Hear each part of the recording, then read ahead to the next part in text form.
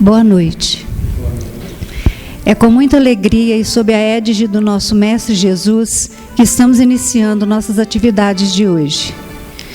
Sejam bem-vindos ao Núcleo Espírita Nosso Lar para mais uma noite de estudo. Nossas palestras são inspiradas no livro Vinha de Luz e o assunto de hoje é relativo ao capítulo 164, cujo título é Acima de Nós, e que está na primeira carta de Paulo aos Coríntios, capítulo 1, versículo 19. Nossas palestras estão disponibilizadas no canal do YouTube Núcleo Espírita Nosso Lar. Inscreva-se e ative o sininho para ser notificado de novas postagens. E para falar sobre o tema Acima de Nós, é com muita alegria que convidamos agora o nosso amigo David Gabriel, que é palestrante espírita e colaborador aqui do Núcleo Espírita Nosso Lar. Seja bem-vindo, David. Boa noite a todos. Para mim é sempre uma gratidão, receber o convite aí dos amigos aqui do Núcleo e trazer uma reflexão sobre as passagens do Evangelho. Uma reflexão que sempre nos inspira a um novo olhar para a vida. Nós que temos seguido essa jornada terrena aí com tantas oportunidades, tantas vivências, e muitas das vezes nos perdemos em pequenos detalhes, nas coisas pequenas que nos apavoram, que nos causam temor, que nos causam ansiedade. Então, poder buscar o Evangelho, essa pequena tarefa que nós temos aqui hoje, de sair de casa, de nos predispor a erguer, vestir uma roupa no frio e vir aqui buscar o ensinamento, esse pequeno ato de 1 hora que nós nos dispomos, se a gente parar para pensar nos 7 dias das semanas aí, então nós temos aí quase 200 horas da semana, então nós separamos 1 hora que nós nos dedicamos diretamente para isso. Nós nos dedicamos diariamente para o café da manhã, para o almoço, para o banho, para o jantar. Nós nos dedicamos para o trabalho, às vezes 8 horas por dia. Nos dedicamos para cuidar de uma planta, às vezes 30 minutos por dia, de algum animal. Mas a vinda aqui é cuidar do espírito. Então, essa dedicação que nós temos, saindo de casa, do nosso conforto e vindo buscar uma pequena instrução, tentar abstrair algo, é um presente que nós nos damos. Então, é uma gratidão poder encontrar essas pessoas aqui e lembrar do que Jesus nos disse, que onde um ou mais estivesse reunido, ali também Ele estaria. Então, que a gente possa sentir essa presença harmoniosa dEle, que chega aos nossos corações, nos renovando a esperança, a coragem, a fé, e que possamos sair daqui, ao final do estudo, com o coração revigorado. E nós temos um texto hoje, que é essa passagem de Paulo, da carta de Paulo aos Coríntios, porque está escrito, destruirei a ciência dos sábios e aniquilarei a inteligência dos inteligentes. E esse texto, o título chama Acima de Nós, e foi um presente para mim poder fazer uma reflexão sobre esse texto e um desafio, acima de tudo, porque Paulo referenciava um profeta no passado, quando ele escreve isso. Então nós temos, nesse contexto dessa carta de Paulo em específico, vários pontos que nós iremos tentar unir aqui hoje para pegar. A minha dificuldade foi conseguir tentar abstrair um pouquinho do que Paulo pensou e um pouquinho do que o Emmanuel conseguiu buscar de Paulo. Porque são textos muito ricos. E a gente começa por essa carta de Paulo. Eu vou me demorar um pouco nela para a gente chegar em Emmanuel. Então nós vamos fazer uma viagem de 580 anos antes de Cristo.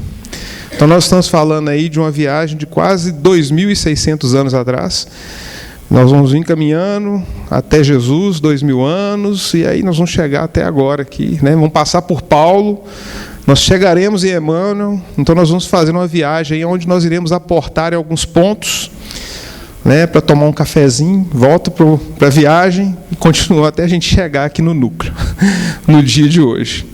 Então, começando, primeiro, Paulo está referenciando alguém. Antes da gente iniciar, Paulo ali ele está falando, olha, porque está escrito. destruirei a ciência dos sábios e aniquilarei a inteligência dos inteligentes. Quem ele está falando? E aí Paulo está fazendo uma referência ao profeta Isaías, 586 a.C., antes do povo ali, o povo de Israel, o povo hebreu ali, ele ser escravizado pelos babilônios.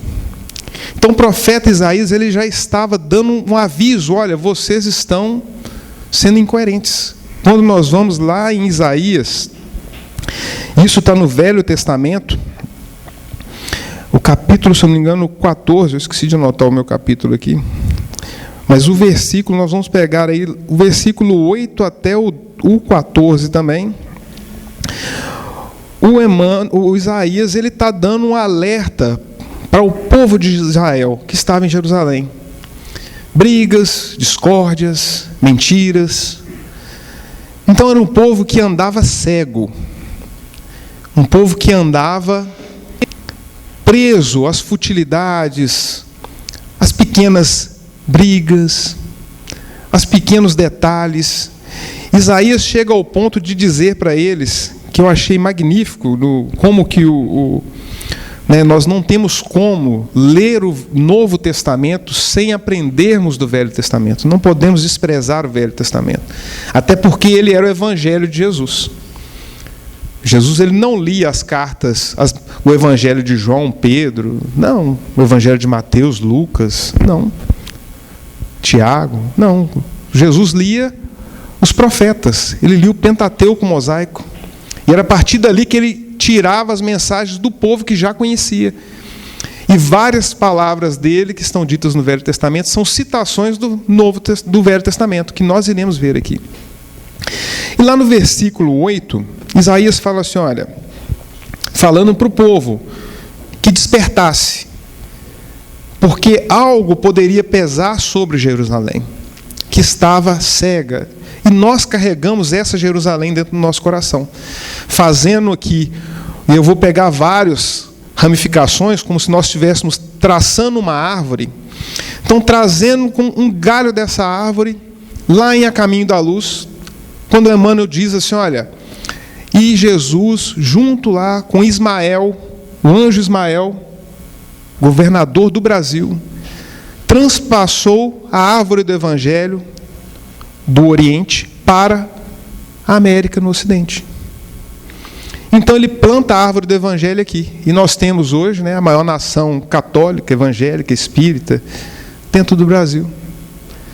Então o Brasil é o coração do mundo, pátria do Evangelho, não economicamente, mas é por amor, por doação, por carisma, por generosidade, por exemplo de humanidade, se nós cumprirmos isso. Porque senão eles vão achar um outro local e transplantam a árvore para outro continente. Então nós temos esse pequeno detalhe de missão. E aí Isaías pega e fala, olha, desperta. E ele começa a dar um recado para a turma que fala assim, olha, no versículo 8 desse capítulo 14, ele fala assim, olha, e suceder-lhes-á como o faminto, a qual sonha que está com fome, mas ao acordar estará com o estômago vazio. Ou como o sedento de sede, ao qual sonha que está bebendo, mas quando acorda se sente exaurido e com a boca seca. E o que sucederá? A horda de todas as nações em guerra contra o Monte Sião.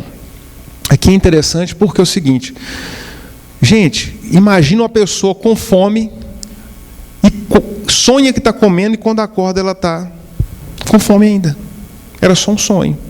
Ou quem está com sede e sonha que está bebendo e quando acorda ela continua com sede. Vamos prestar atenção nesse detalhe. Ele estava falando daquela turma que estava ali encarnada. Mas olha como isso vem até ressoando até hoje. Quantos de nós está encarnado sonhando que está progredindo e quando chegar do outro lado e acordar, fala assim, não progredi nada. É o estar com fome e acordar no plano espiritual e falar assim, perdi a encarnação. Continuo com fome. É o estar com sede e acordar no plano espiritual e falar assim, nossa, perdi toda a água que eu poderia ter bebido de verdade. doando amor, ou oferecido para quem precisava. E chegar do outro lado e falar assim: não aproveitei a jornada. Porque o despertar ou acordar do sono é lá. Aqui é a viagem que nós passamos dormindo, muitos de nós. Alguns já despertando enquanto encarnados. Mas quantos se prendem a pequenos redemoinhos de ciclos que se repetem? De briga, arrependimento, perdão, volta na briga de novo, arrependimento, perdão, com a mesma pessoa, com a mesma pessoa, com a mesma pessoa. Quantas pessoas que a gente costuma dar exemplo, né? Fala assim: eu odeio aquela personalidade do chefe que briga, não sei o que, eu vou sair desse emprego. Que eu odeio aquela pessoa. Muda de emprego, encontra um chefe maravilhoso, um gerente maravilhoso lá. 3 meses de trabalho, passou os 90 dias de experiência, ela está ali feliz trabalhando, o gerente é promovido, chega outro gerente, igual a personalidade do que estava no emprego anterior. O ciclo recomeça. O problema é com quem? Com o gerente? Não. É com a pessoa que não soube enxergar no outro aquilo que ela já carrega dentro dela. A raiva, às vezes, que fica igual um fogo, uma chama ardente dentro do coração, queimando todo mundo que passa ao lado. Porque, às vezes, eu saio queimando quem está dentro de casa e não percebo que na rua eu sou queimado. E nós despertamos, às vezes, no plano espiritual, e nós temos diversos livros que nos relatam isso. Tem um que é maravilhoso e todo espírita deveria ler, que é o Voltei, do irmão Jacó, que foi um grande espírita do movimento brasileiro, aqui, né, que iniciou ali, ajudando, montou a gráfica para emitir os livros, publicar os livros, trabalhou na federação, na FEB, e desencarna, é recebido por Bezerra de Menezes, entra no transporte junto com outros espíritos que estavam desencarnando, e todo mundo ali no coletivo, e ele vê chegando uma professorinha simples, numa favela. Mas a mulher emitiu uma luz muito forte, e ela humilde, porque a luz dela quase comparava de Bezerra. E ela vai ali, sempre humildezinho, sentada no seu cantinho, com o espírito protetor que estava do lado dela, vão embora. E a do Frederico Figner, que foi um trabalhador, divulgador, falava para todo mundo da doutrina espírita, fraquinha, opaca, passou a encarnação dormindo. Acordou achando que estava se saciando. Acordou do outro lado com fome. Então Isaías ele vem trazer esse recado para a gente. E aí, no versículo 11, ele fala assim, e vocês vão lembrar do que está escrito aqui. Na verdade, no 13, mas eu vou ler do 11 ao 14. Né? Essa passagem aí está no 14. Ele fala assim, olha: toda visão é para vós, né, toda a visão que nós temos é para vós como se fosse um livro lacrado que se dê a uma pessoa que sabe ler. Então, tudo que nós vemos aqui é interessante como os profetas eles usam da sabedoria para ensinar. Então, a pessoa que sabe ler, pega um livro lacrado, fechado, com cadeado, aí vira para ela e fala assim, olha, lê isto. Ela responde, impossível, o livro está lacrado. Aí pega o mesmo livro em seguida e dá a uma pessoa que não sabe ler. Lê isto, por favor. Aí a pessoa responde, eu não sei ler. São visões diferentes de um mesmo objeto. Então, hoje, se eu enxergo a minha vida de uma forma, e quem está do meu lado está cometendo um crime, ele está enxergando a mesma situação minha de uma forma diferente. Talvez eu sei ler, mas a minha visão é que o livro está lacrado. O outro é porque ele não sabe ler, ele nem percebeu que o livro está lacrado. Ele já falou do bloqueio que ele tem. E aí o Isaías vem falando para a gente de tolerância. E aí vai chegar nesse ponto. Que aí ele fala assim, olha, que a gente ainda está falando, lembrando o seguinte, nós estamos citando Isaías, que foi que Paulo citou. E nós vamos chegar por que Paulo cita Isaías. Então nós vamos fazer essa viagem. E aí, Isaías fala assim, olha, o Senhor disse, visto que este povo se chega junto a mim com palavras e me glorifica com os lábios.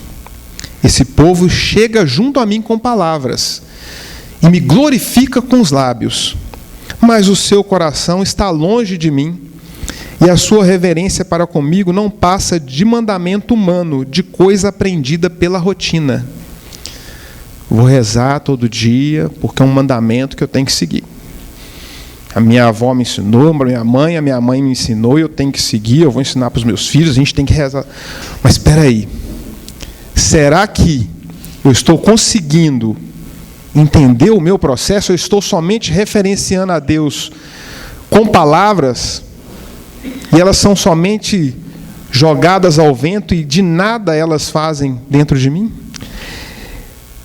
E aí ele finaliza, né? E o que me resta é continuar a assustar esse povo com coisas espantosas e assombrosas. A sabedoria dos sábios perecerá, e o entendimento dos seus entendidos se desfazerá. Que aí eu destruirei a ciência dos sábios e aniquilarei a inteligência dos inteligentes. Só que vocês perceberam esse versículo anterior? Que o povo glorifica com o lábio, mas o coração está longe de mim? Quem disse isso depois? Jesus. Quando nós vamos numa viagem agora, 586 anos depois, em Jesus, Mateus 15, do versículo 1 ao 20. Aí Jesus entra em contato com os fariseus, reclamando porque os discípulos não lavavam as mãos antes das refeições. O mesmo processo de se preocupar com o hábito externo. Porque Jerusalém estava preocupada com o hábito externo. Não é o que Isaías falou? Vocês estão sonhando que estão comendo, mas quando acordar, vão acordar com fome. Então, em Jerusalém, repetiu a mesma história. O povo continuava sonhando que estava comendo. Ali, já no tempo de Jesus, por que não lava a mão? Por que uma pessoa ali em situação de rua optou por isso? Viver daquela forma? Por que tem um crime acontecendo? Mas por que o governo faz isso, faz aquilo outro?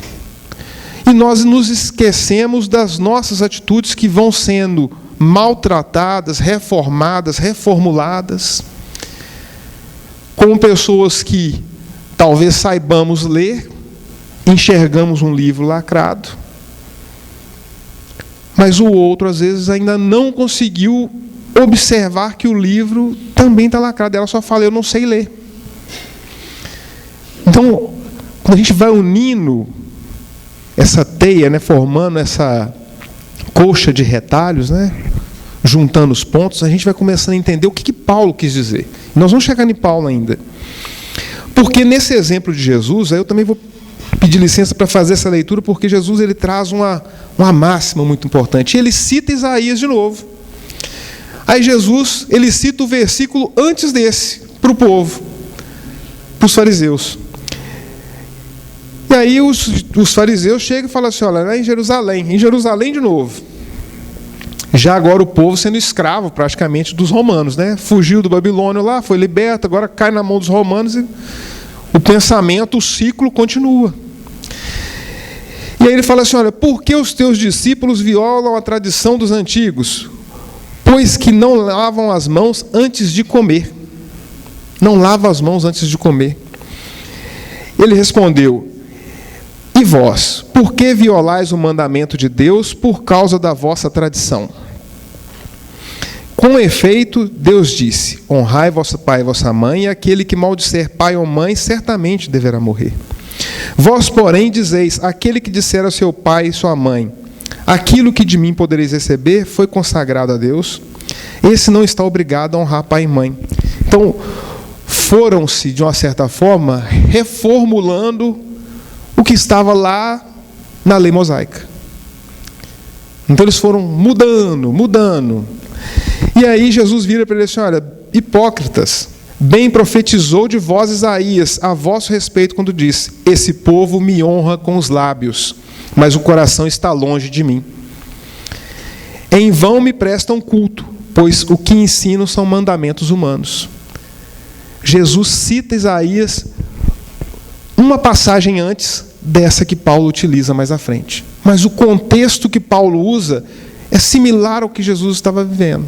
E a gente vai chegar lá em Paulo, quando ele manda essa carta para Corinto, quando ele escreve para o povo de Corinto. E mais à frente, os discípulos questionam ele por quê. E aí Jesus vai dar a explicação que Isaías não deu. Ele fala assim, olha, não é o que entra pela boca que torna o homem impuro, mas o que sai da boca, isto sim é impuro. Porque todo mundo fala do que está dentro do coração. A boca fala do que está cheio o coração. É onde está o nosso tesouro. Então Jesus ele vem explicar a lei do Velho Testamento, a lei na Torá, de uma maneira mais pura, mais branda, mostrando através das atitudes rotineiras como as pessoas poderiam se melhorar. Então a gente começa a entender o que esse contexto vem trazer para a gente. E aí a gente vai chegar agora em Paulo, quando ele manda essa carta para o povo de Corinto. Mas por quê? Quem foi esse povo da cidade de Corinto?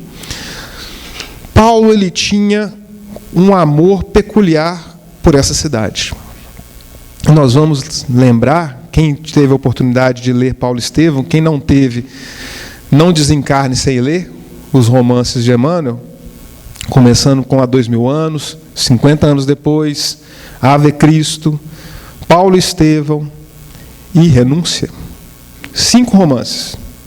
Para comprar a caixinha de lenço umedecido, colocar do lado ali e ler. Porque vai precisar. Só se o coração estiver muito duro. Mas se tiver um pouquinho mole, vai usar o lenço umedecido.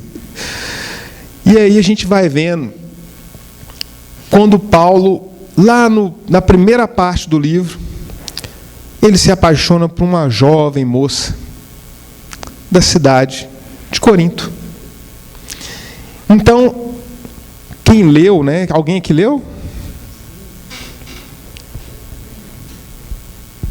Então leiam, não deixem de ler.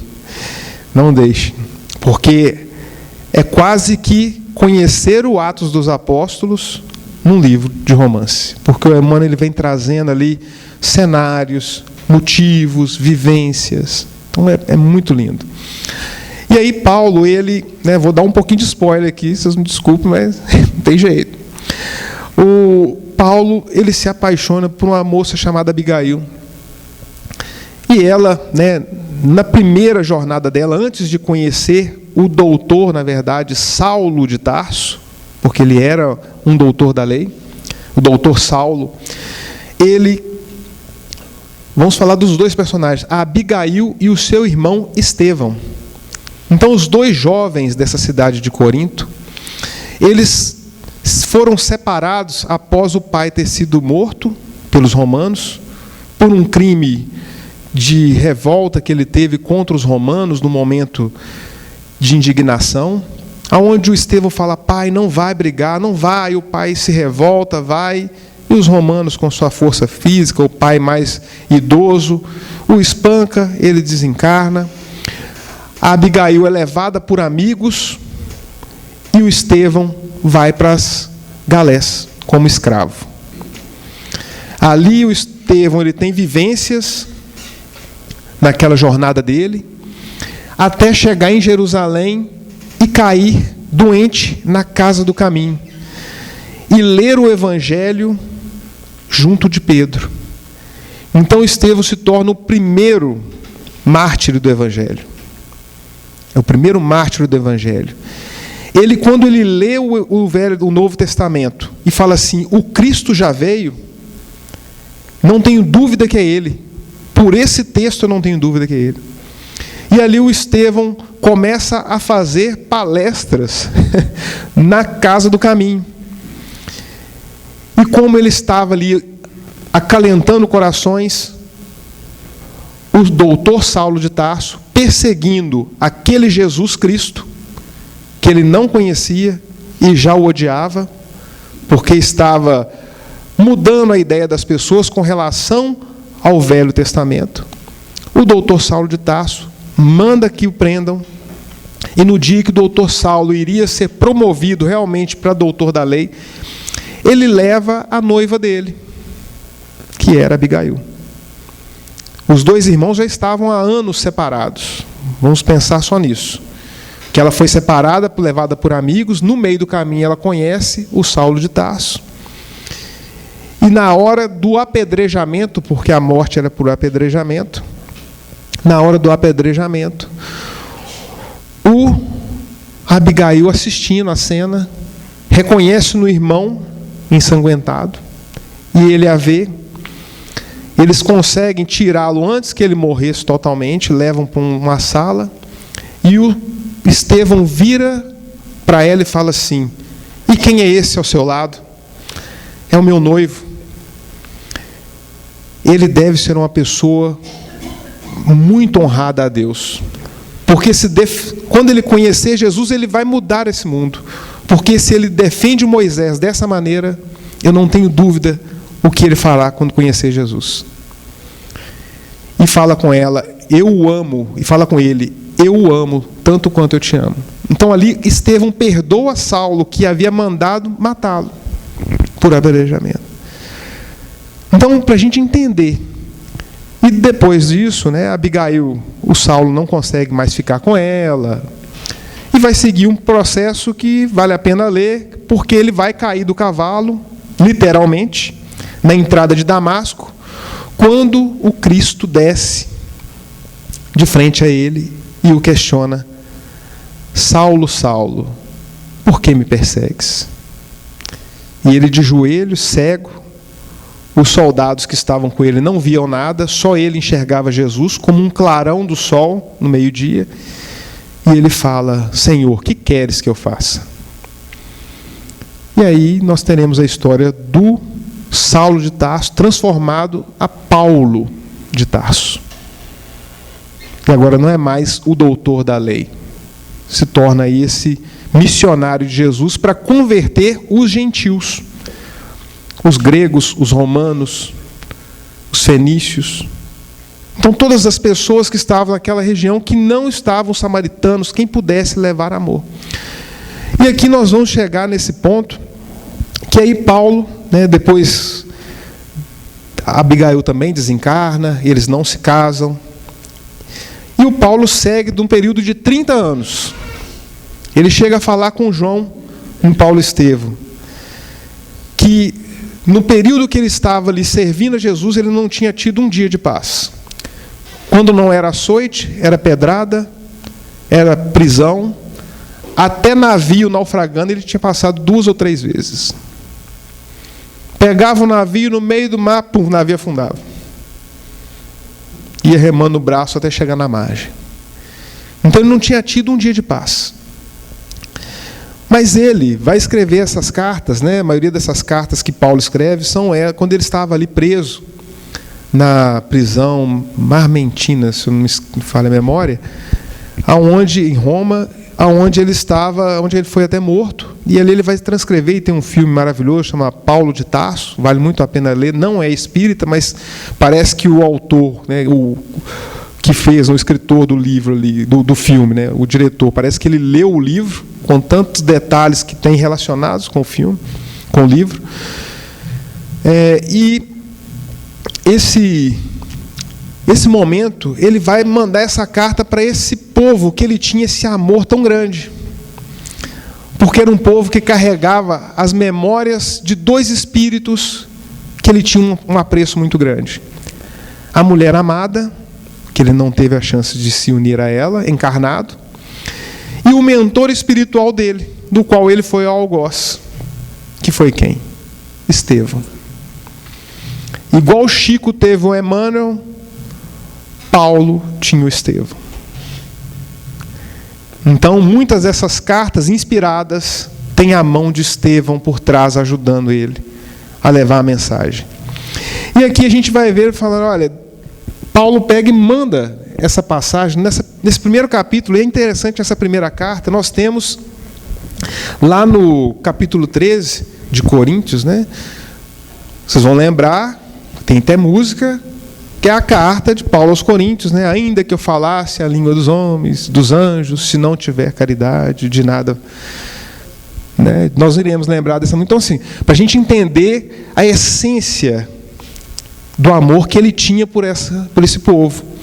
Só que antes dessa passagem aqui, que nós temos na tela, Paulo fala com eles, e vocês vão lembrar um pouco, vocês já devem ter ouvido.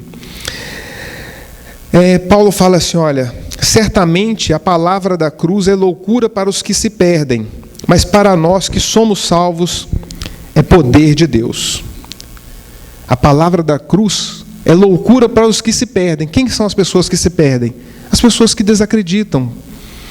São as sementes que são plantadas no meio do caminho e vem ao pássaro e come. É a semente que é plantada no meio do espinheiro e é sufocada. É a semente que é plantada numa terra que não dá frutos, que o sol queima. Quando ela germina, pega um pouquinho de força, o sol queima e apaga. São as ilusões que nos distraem no dia a dia e que a gente recebe, fala assim, o evangelho é sacrifício demais, eu não dou conta não. Mas para aqueles que acreditam e falam assim, olha, eu estou sofrendo, fala assim, mas graças a Deus que eu estou sofrendo. E mesmo assim eu estou me erguendo. Se eu estou me erguendo é porque eu estou sendo amparado. Eu não estou desamparado. Bateu uma doença, mas eu tenho recurso para o medicamento. Estou amparado. Perdi o emprego, mas eu tenho capacidade para procurar outro e não parar. Estou amparado. Deitei para dormir. Tem uma cama coberta, pode ser mais velhinha, mas é quentinha. Estou amparado. Então, quando a gente começa a enxergar todos os benefícios que a vida nos concede, nós começamos a perceber que a gente está muito bem. Então, Paulo vai falar com eles assim. Deixa eu só pegar a parte aqui, antes de chegar nesse ponto. Pois está escrito, destruirei a sabedoria dos sábios e aniquilarei a inteligência dos instruídos, que é o que está aqui. Onde está o sábio? Onde está o escriba? Onde está o inquiridor desse século? Porventura não tornou Deus louca a sabedoria do mundo? Visto como na sabedoria de Deus, o mundo não o conheceu por sua própria sabedoria. Aprove a Deus salvar os que creem pela loucura da pregação. E mais à frente ele vai falar assim, olha, mas nós pregamos o Cristo crucificado, escândalo para os judeus, loucura para os gentios. Mas para os que foram chamados, tanto judeus como gregos, pregamos o Cristo, poder de Deus e sabedoria de Deus. Porque a loucura de Deus é mais sábia do que as dos homens, e a fraqueza de Deus é mais forte do que as dos homens. Então nós começamos a entender que, vamos voltar lá no Isaías, nós não podemos passar nessa encarnação sonhando em evoluir. Eu estou evoluindo, eu estou sonhando que estou evoluindo. Mas nas pequenas coisas eu cometo deslizes. E despertar no plano espiritual e ver que tudo não passou de um sonho. Eu não consegui materializar as minhas atitudes no propósito do bem. Mas por que a gente vai falar disso tudo? Você passa, por favor, o controle está aqui. Aí ele vai trazer. Dezenas de séculos passaram sobre o planeta, renovando a estruturação de todos os conceitos humanos. Dezenas de séculos passaram. A ciência da guerra multiplicou o quê? Os estados. Como que essa ciência da guerra multiplica estados? Nós estamos vendo dominação, poder, força. Mas, entretanto, todos os gabinetes administrativos que lhe traçam os escuros caminhos sucumbem. Aonde estão as estruturas do povo romano de 2000 anos atrás? A força do Coliseu. Os escritórios onde os líderes romanos mandavam e desmandaram. Só ruínas. Uniu vários povos, ali foi talvez um projeto até espiritual, porque pela nossa ignorância era necessário que fosse assim. Mas uniu vários povos em um só reino. Mas, em compensação, quem usou da força não está mais para contar a história. Passou na terra, dominando, dormindo, achando que estava dominando. E acordou do outro lado, sendo dominado por ele próprio. Pelo ódio, pela raiva. Pode passar mais um. A ciência religiosa estabeleceu muitos templos veneráveis. Contudo, toda vez que esse santuário se confia ao conforto material desregrado, sobre o pedestal do dogma e do despotismo, caem pouco a pouco, envenenados pelo vírus do separatismo e da perseguição. Quantas cruzadas nós temos visto que milhares de pessoas desencarnam? Quantas guerras por falta de compreensão com o outro, num simples diálogo interreligioso. Bateu na sua porta o panfletinho do Evangelho, conversa com ele sobre o Evangelho. Se deu a oportunidade de ouvir o outro. Não, eu sou espírita, não quero ouvir, não precisa nem falar o que é. Ouve por caridade. A pessoa se predispôs, o que ela tem para fazer agora é doar a mensagem do Evangelho daquela maneira, com um panfletinho. Porque nós não estamos agindo como Cristo nos ensinou. Aí a gente ouve Jesus falando assim: olha, vinde a mim todos vós que estáis aflitos, que vos aliviarei. Mas ninguém quer ir. Vinde a mim. Quem vai? Porque é sacrifício. É ouvir. Aí a gente para assim: mas Jesus, ele curava, sim, e ele almoçava na casa de fariseu, ele andava com publicano, ele sentava com prostituta, ele andava com os pescadores, ele não olhava a veste da pessoa. Mas como ele sabia da dificuldade dos discípulos, ele falava assim: olha, não vá pelo caminho dos gentios, não vá pelos caminhos dos romanos, porque vocês têm muito preconceito.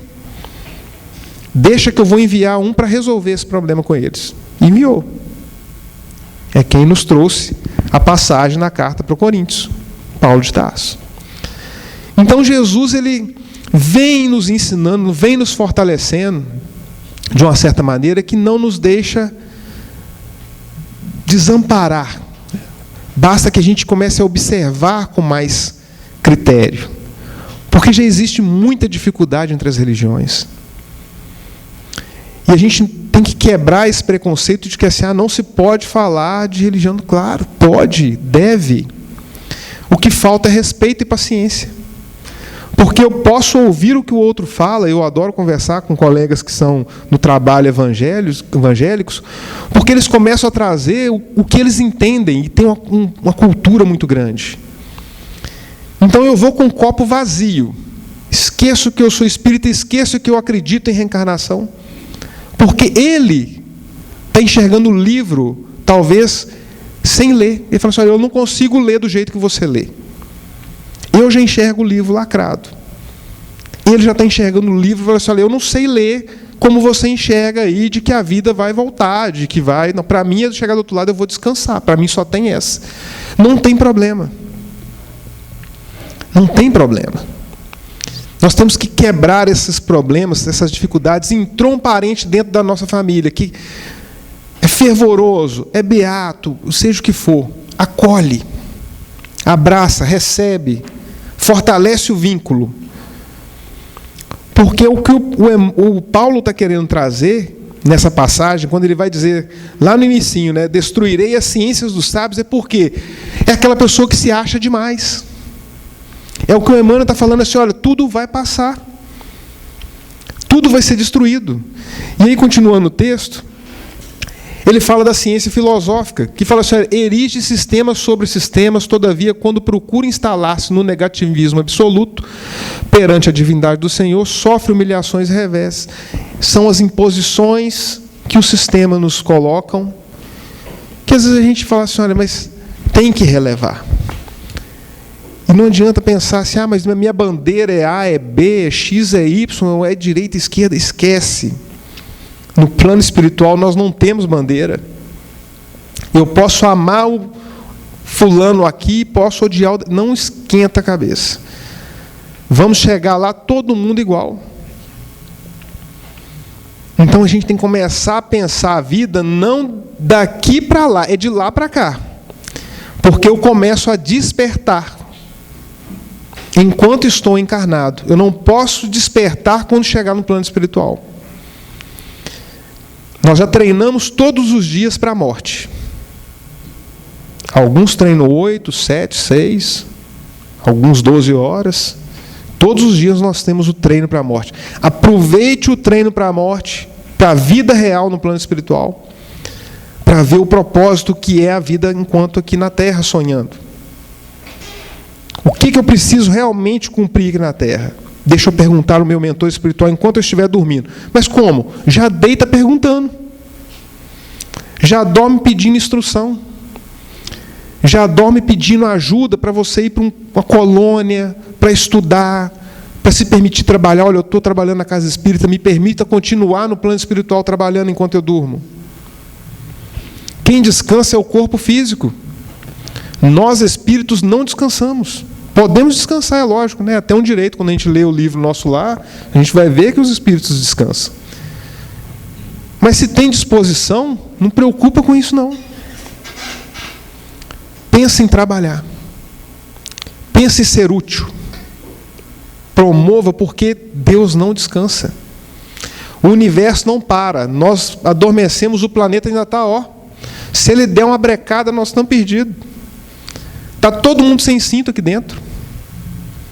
Nós estamos dentro de uma nave azulzinha, pequenininha, rodando atrás de um sol anão. Então a gente sabe que tem o ananismo, né, a doença da pessoa que não cresce muito.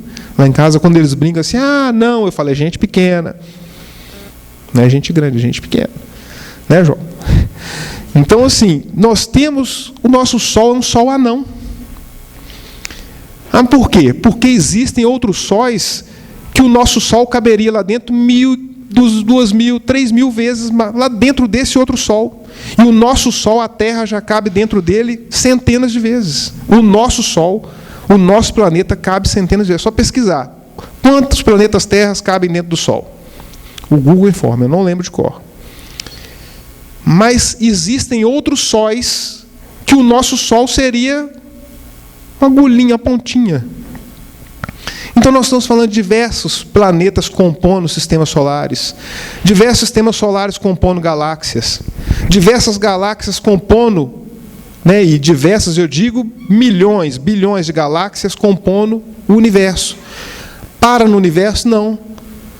Hoje nós temos um satélite muito potente, enviado para a NASA e fez 2 anos de aniversário, que se chama James Webb. Ele já conseguiu enxergar bilhões de universos rodando ao redor do nosso universo. Não sei se vocês conseguiram avançar o entendimento. Tem não, né? Senão eu ia desenhar, eu gosto de desenhar. Quando nós pensamos assim, nós somos uma pontinha. Quando a gente olha para a formiguinha assim, a gente tem que ter dó dela. Porque os espíritos muito elevados nos enxergam como uma formiguinha. Falam assim, lá vai, lá brigando, alatadinho. Está nervoso com o irmãozinho no trânsito, olha lá, para quê? Buzinou nervoso com raiva, olha lá, brigou, ficou. Vai passar. A gente vai chegar do lado de lá, com o risco de despertar, e falar assim, não valeu a pena ter feito tudo que eu fiz. Desperdicei 40, 50, 60, 70, 80, 90, 100 anos da vida. E se a gente parar para pensar, isso o Divaldo já falava, o nosso planeta ele tem 28 bilhões de espíritos. Hoje, encarnados, nós somos 8 bilhões. Estar encarnado é igual ganhar na loteria. Estar encarnado é igual ganhar na loteria. Da Mega Sena da virada. Nós somos entre 28 bilhões que gostariam de estar no nosso lugar, tendo a nossa oportunidade, junto da família que nós estamos, talvez sofrendo, para quitar todos os débitos de reencarnações passadas que nós cometemos sem perceber. Cegos, sonhando. Então, pode passar mais um? Quando Emmanuel vem falar assim, olha, em toda parte da história, vemos triunfadores de ontem, arrojados ao pó da terra, cientistas que semeiam vaidade e recolhem os frutos da morte, filósofos louvados pela turba invigilante, que plantam audaciosas teorias de raça e economia, conduzindo o povo à fome, à ignorância e à destruição. Procura, pois, a fé e age. de conformidade com a lei de amor, que ela te descortina ao coração, porque acima de nós, infinito é o poder do Senhor, e dia virá em que toda mentira e toda vaidade serão confundidos. Para fechar, eu trago Kardec agora. Então nós viemos fazendo uma jornada, né? A gente passou lá por Isaías, Jesus, em Mateus, Paulo, pulamos para o Emmanuel, mas a gente volta uns quase 2 séculos, né? Para Kardec, no Evangelho segundo o Espiritismo, que ele vai trazer esse no capítulo, se eu não me engano é o capítulo 7, Missão do Homem Inteligente na Terra. Eu esqueci de anotar o capítulo. Mas é uma instrução dos espíritos, pelo espírito Ferdinando, um espírito protetor, em 1862, que ele vai dizer o seguinte: não vos ensoberbais do que sabeis, porquanto esse saber tem limites muito estreitos no mundo em que habitais. Não acha vantagem do que sabe, não, porque é pouca coisa. É um tiquinho no mineirês. Você sabe só um tiquinho. Se Deus, em seus desígnios, vos fez nascer no meio onde pudesse desenvolver a vossa inteligência, é que quer que a utilizeis para o bem de todos. É uma missão que vos dá, pondo-vos nas mãos um instrumento com que podeis desenvolver, por vossa vez, as inteligências retardatárias e conduzi-las a Ele. Se eu tenho alguém do meu lado, que eu acho que eu sou um pouquinho mais inteligente para ele, que eu enxergo o livro lacrado, e ele só está enxergando o livro fechado porque ele não sabe ler, eu tenho que ajudar ele. Eu tenho que ensinar ele a ler. É estender a mão e com paciência ensinar ele a ler. Para que ele consiga ver, antes de abrir o livro, o livro está lacrado, agora eu sei ler, mas eu não consigo. Agora eu enxergo como você. E mais à frente ele vai falar assim, olha, a inteligência é rica de méritos para o futuro, mas sob a condição de ser bem empregada. Se todos os homens que a possuem dela se servissem de conformidade com a vontade de Deus, fácil seria para os espíritos a tarefa de fazer a humanidade avançar. Gente, mas eu não sou tão inteligente, eu não construí nada, eu não elaborei nada, eu não criei nada, não sou dono de empresa, não sou ruim de física, de matemática, de ciência, mas eu sei cozinhar. E tem gente que não sabe. Mas eu sei dirigir muito bem, mas tem gente que não sabe.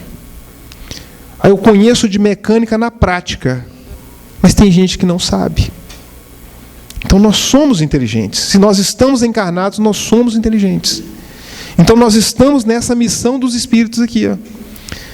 Cabe a cada um de nós entender o seu potencial enquanto encarnado e fazer com que esse potencial floresça, para que dê frutos. É a semente que caiu na terra boa. Compreender o Evangelho é se tornar essa semente que caiu na terra boa, que floresce e dá frutos. E ele finaliza, eu vou finalizar o texto com ele dizendo o seguinte: infelizmente, muitos a tornam instrumento de orgulho e de perdição contra si mesmos. O homem abusa da inteligência como de todas as outras faculdades, e, no entanto, não lhe faltam ensinamentos que o advirtam de que uma poderosa mão pode retirar o que concedeu. Gente, quando ele fala isso aqui, aí a gente vai lá no texto do Emmanuel, que ele fala assim, olha, porque está escrito: destruirei a ciência dos sábios e aniquilarei a inteligência dos inteligentes. É a poderosa mão que pode tirar tudo aquilo que recebeu. É quando Jesus fala assim, olha, aquele que tem receberá mais, mas até aquele que não tem se perderá. Aquele que tem pouco, até o que tem se perderá. A gente vai migrando, enraizando a nossa árvore. A parábola dos talentos. A gente não pode enterrar o nosso talento. A gente tem que multiplicar o nosso talento. Se a gente recebeu 2 talentos, 5 talentos, multiplica o que recebeu. seja o humano que foi proposto ser enquanto está encarnado. Para que a gente não arrependa depois que despertar e falar assim: nossa, eu sonhei que estava progredindo, eu sonhei que estava evoluindo, eu sonhei que estava amando, eu sonhei que estava perdoando, eu sonhei que estava arrependendo, eu sonhei que estava reconciliando, eu sonhei que estava sendo caridoso, eu sonhei que era generoso. E vai despertar do outro lado com a mesma sede, com a mesma fome que encarnou na Terra. Então nós não podemos perder essa oportunidade de estar encarnados. Que possamos ser os melhores, a melhor personalidade nossa de todas as reencarnações que nós tivemos. Que muitos de nós, a maioria de nós não lembra. Mas que essa versão de agora, eu prometo para mim mesmo, essa vai ser a melhor. Essa eu vou dar o meu máximo. E não é papo de coach, porque eu não sou coach. Estou lutando igual vocês para tentar dar o máximo. Mas é acreditando que é capaz, que a gente vai conseguir fazer esse mundo avançar e se tornar instrumento dos espíritos mais elevados, que estão ao nosso lado só esperando o nosso passo. Que Deus nos abençoe e que Jesus possa nos amparar.